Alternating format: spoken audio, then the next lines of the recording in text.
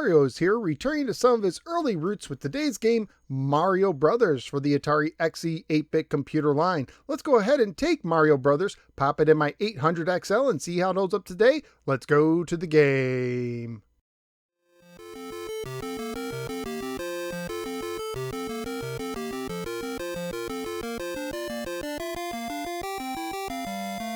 Mario Brothers was published by Atari and carries a copyright year of 1988, meaning it came out during the heyday of the NES. It is based on the 1983 Nintendo arcade game. Even though Mario Brothers was being made for the Atari 8-bit computers before the crash, and a prototype for that version was found showing that it was very similar to the Atari 5200 port, this XE version seems to be quite different, possibly being built from the ground up. The manual opens with the following. Mario the carpenter and his brother Luigi are hopping mad. The water pipes in their house are blocked with pesky crawling creatures. If the two brothers can't get rid of them, they'll never take a bath again. Yes, it's Carpenter Mario who's in the sewers and not Plumber Mario, go figure. Mario Brothers is a single-screen arcade-style game for 1 or 2 players. At the beginning, you can pick one of 4 starting levels, with the Shell Creeper being the easiest, followed by the crab-like Sidestepper, then the Fighter Fly, and then the hardest starting point with the Slip Ice. For the controls, you move with the joystick and jump with the button. The goal of the game is to defeat all the pests of a level, usually by hitting the floor under them and then kicking them while they're down. While they are knocked down, if you take too long, they can regenerate. If you knock them near an edge, they can fall down a level. Fireballs also show up in 2 colors. Blue that travel from one side to the other, and orange that bounce all around the screen. A well-placed hit from the floor underneath can take them out. Hitting the POW block will give a hit to all the enemies touching ground. You can use it 3 times before it disappears, but you do get a new POW block after the bonus rounds. Bonus rounds happen after round 3 and then after every 5 rounds following. During these rounds you have 18 seconds to get 10 coins for bonus points.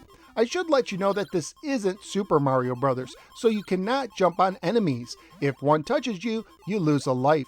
In total, you'll face 4 kinds of pests. Shell Creepers are the easiest to deal with and only take 1 hit to knock out. Sidesteppers take 2 hits to knock out. Fighter Flies only take 1 hit but continuously leap off the ground, making it tougher to hit them, and Slip Ices take a single hit. You do not have to clear Slip Ices to clear a round, but if left alone, they can turn the platform they are on into slippery ice until the round ends. When you kick over a downed enemy, if it's not the last enemy of that round, a coin will soon appear that you can grab for bonus points. Scoring wise, you get 10 points for punching a pest, and 800 points when you kicked a down pest. However, you could get bonus points for kicking pests in succession, with 800 for the first, 1600 for the second, 2400 for the third, and 3200 points for the fourth. If you touch a coin, you get 800 points. If you punch a Slip Ice, you get 500 points. If you punch a blue fireball, you get 200 points. And if you punch an orange fireball from the floor below, you get 1,000 points. Graphically speaking, this game is a solid looking title, and I especially like the in-between round character introductions. This is also one of the better sounding Mario Brothers ports out there. Family friendly wise, the game would most likely get an E for everyone rating if released today. Currently at PriceCharting.com, the game is somewhat rare, going for $64 loose, $150 complete, and $300 new. So what did I think of Mario Brothers for the Atari 8-bit computers? It's a shame it took so long to get this port because this is one of the better ports out there. Being used to the 7800 version, it took me a little while to get a hang of the controls, and it can be quite challenging to knock a pest down to the next level. But once I got used to them, I found the controls to be really solid. It's also the most challenging port I've played so far, as the fireballs can be relentless, but it wasn't too challenging for me.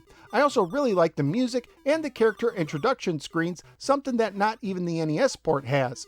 Overall, I had a lot of fun with this version and can easily recommend it to fans of the arcade game if they don't mind the higher price. So where am I going to rank Mario Brothers? It's going to my top 5.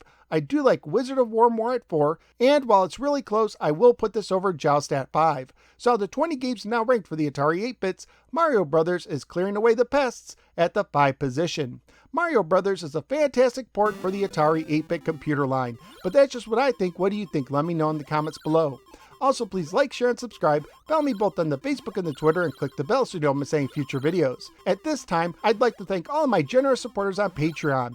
If you think these videos give you at least $1 per month of information and entertainment, please consider signing up to become a Patreon supporter at patreon.com/NoSwearGamer. Not only will you help keep the show going, but you may also get a chance to nominate and vote on games for me to review. Thank you for giving me a little part of your day, and I look forward to see you next time in the next episode of the No Swear Gamer. Take care and watch out for fireballs.